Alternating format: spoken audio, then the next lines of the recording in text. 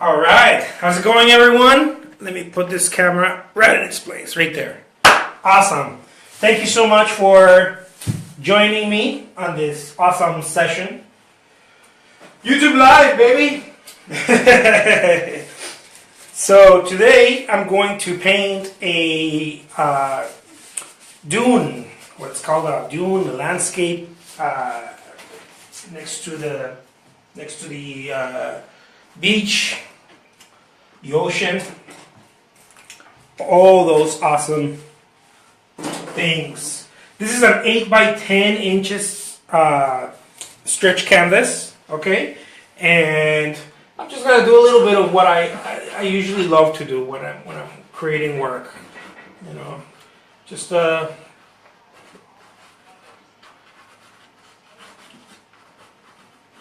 little something to do with the water. Yeah, I love the water. Who doesn't love the water? Come on. See? It starts out like that. Just like to start out like that. Just cause it looks cool like that. It looks cool. So here we go. Now someone had asked me about in another video I was doing I was talking about how when you're creating artwork in the distance, when you're creating perspective, the distance is supposed to be lighter, and that's not because it's a rule or whatever. It's just, I mean, just look outside, right? The distance is lighter. Objects they fade away, and the closer you are, the darker it gets. However, someone was like, "No, that's not it, right?"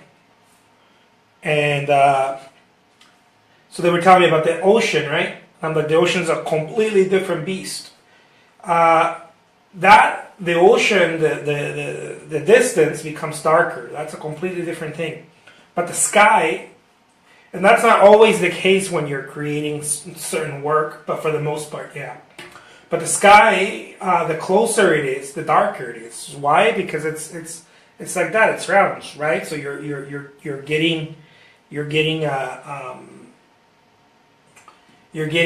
the blue of the atmosphere close to you. That's why in many paintings, landscape paintings, you see the top part, which is the closest, darker, right?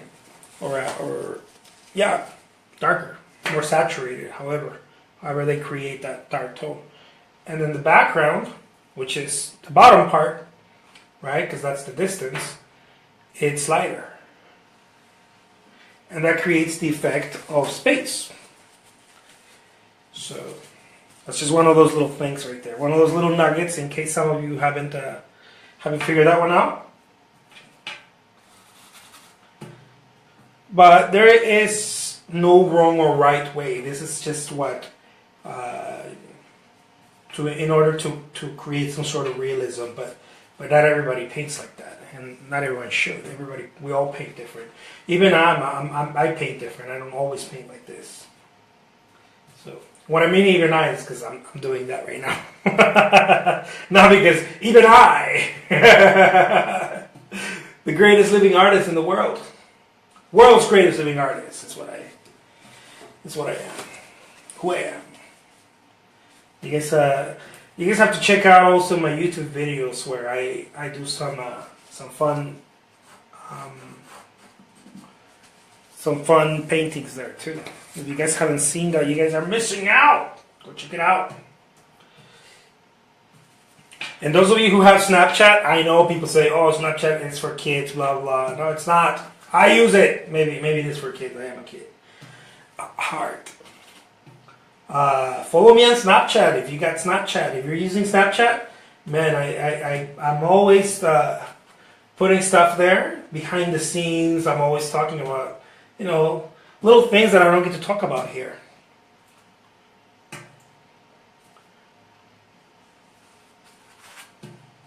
And I'm more on Snapchat than everywhere else. So,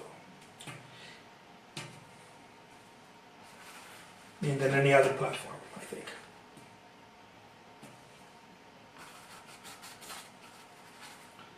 So again, this is This is not the like I said, like it's not the rule, but the closer it is, right? The darker it is. Just a little thing there for people who are enjoying these videos and also are using it as a tip as to what to do or what not to do. I don't know.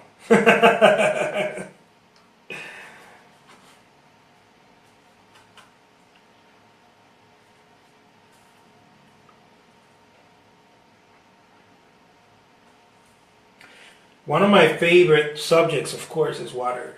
It's one of those things that it's like painting portraits. That's how I see water. It's ever changing. It's you could have the sitter sit there, if you're a portrait painter, or you see an artist paint portraits. The sitter can sit there in front of you, however many times, and you will always catch something different. And not because you miss something, but because it changes. It changes. Just like people, we're always growing, we're always stretching, we're always changing. That's why if you see a photo of you now and a photo of you, I don't know, it could be a month from now. It doesn't have to be that much. You will see certain little things, because your maturity, your perspective, your look at things, it changes. And I love that. That's in portrait photography. Portrait photography or portrait painting, you can always catch that. And in water, I feel like water is one of those things that there's always something going on. It's always because it's always it looks like it's settled, right? And when, but it's not though. Monet spent his whole life playing with painting water, just because. He understood that too. It's ever changing. Some philosopher used to say, I forgot what his name was, you never step on the same river twice, right? I'm talking about the running water. I think human beings are the same way. We're always changing. There's always something going on. Not to get too philosophical here, but you know what I mean.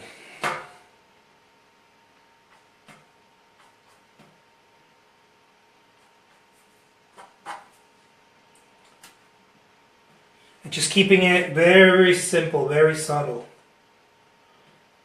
Direct and subtle. Man, I'm telling you guys, it doesn't matter what type of painting you paint, if you pay attention to the delivery of Picasso, the way he painted with such authority, there's a thing or two, even if you're not an artist, there's a thing or two one can learn about life by looking at that cat paint.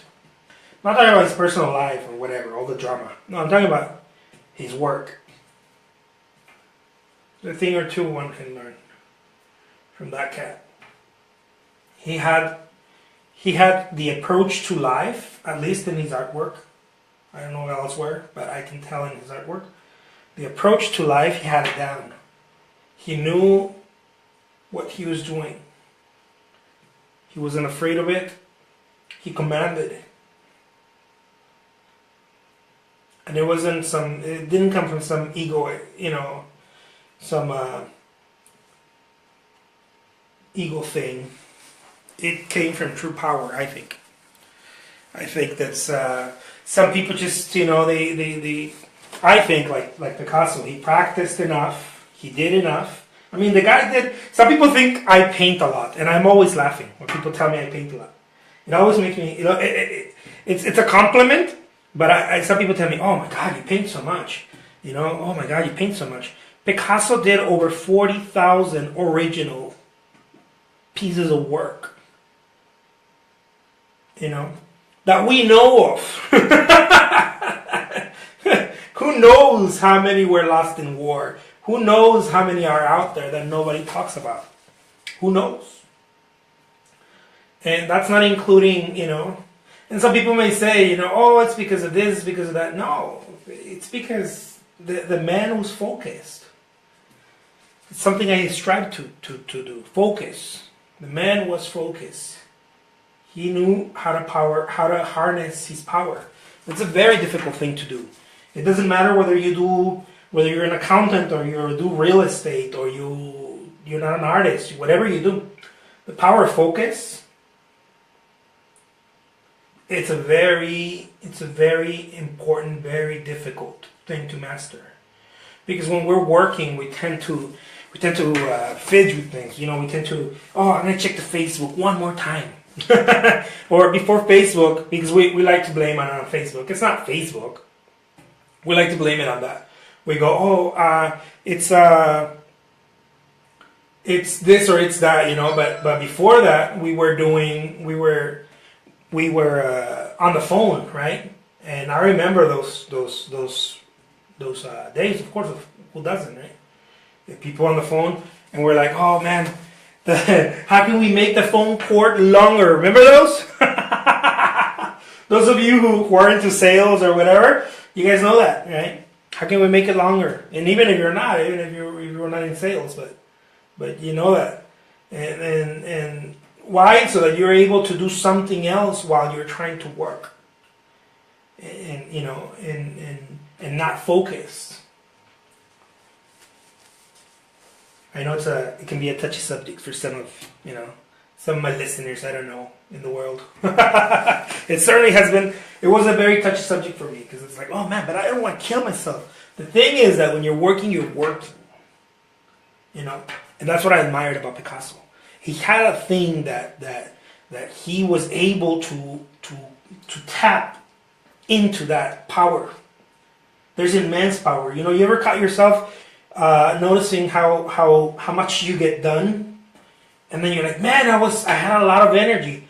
I think Hindu is part to that, of course, but I don't think it comes from there. It comes from the power of focus. It comes from focus. Focus is the ultimate power, I think, because focus is full commitment, and ultimate power comes from there. So, anyways, after my rant on focus. So here it is, guys. If you guys enjoy what you're looking at, if you guys like this, please share it. Share it with your friends. Like it. Give me some hearts. Give me some thumbs up. That way I can know that you guys are enjoying this, and it gives me fuel to keep going. Give me some love. It gives me fuel to keep going. This is the kind of stuff that drives me.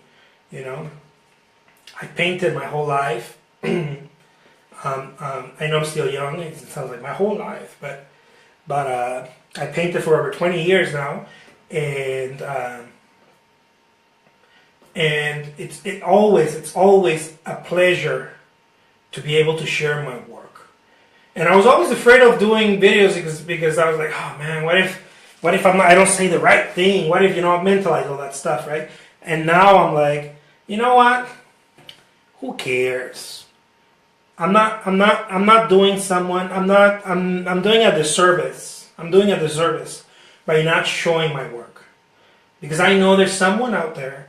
It might not be that many. There's someone out there who enjoys this. Maybe who had a tough moment. A tough day, a tough morning, or whatever. And then we look at art being created, and just eases it up a little bit. It's like, oh, okay, I can relate to that. It doesn't. I feel a little bit of joy. Something else besides watching news. I don't know. I'm not saying don't watch him. I don't know, but a little something else. A little sparkle to the day. A moment of happiness. That's how I look at it, anyways. Look at that. And then I'm going to put some red right here. What is red doing here? I don't know. Are they flowers? Who knows? They're just there. The red is there. The red wants to be there. All I'm doing is obeying. I'm obeying the painting. The painting says, put some red there. And I say, yes, sir, or yes, ma'am. I don't know what the painting is. Doesn't matter. I want some fuchsia. Absolutely, here's some fuchsia. What else do you want? I want some purple. Very cool. Let's do some purple. That's how I feel about it anyways. very simple, non-threatening. I used to really dislike when I was around, I don't know, other people that talk about art, and they talk about it with such a, it's not for you, right? You wouldn't understand it. Oh my God! If it was like that, there's no point in doing it. Art is very simple and sophisticated for both, for the very sophisticated minds, and for the very, it doesn't mean that there's not intelligence, right? And for the very meek people that I don't know anything about art, or I don't understand it, or I never put effort into it, but I enjoy it because art is for everybody. Art is not for only a certain group or certain people, or if you understand it or if you don't. Art is for everybody. If it wasn't, we would have gotten rid of it a long time ago. But we all feel connected. It doesn't matter where you are, your walking life. We all feel connected to it. There's something that pulls us. There's something true in it that it's in us.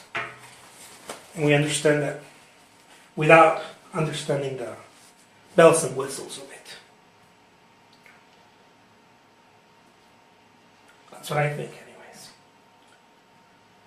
What we enjoy from artwork, I believe, is the same thing that we enjoy from a child. The purity. We look at a child's face, an infant's face, a little baby, and there's nothing to know. You don't even need to know her name. You don't need to know anything, and you smile when you look at it. There's nothing to know. There's no history, there's no story, there's nothing to know. You just look at it and you smile. You feel the joy. That's it. Guys, thank you so much for joining me on this awesome session. The name is Jose Trujillo. I'm going to sign right here. Bam!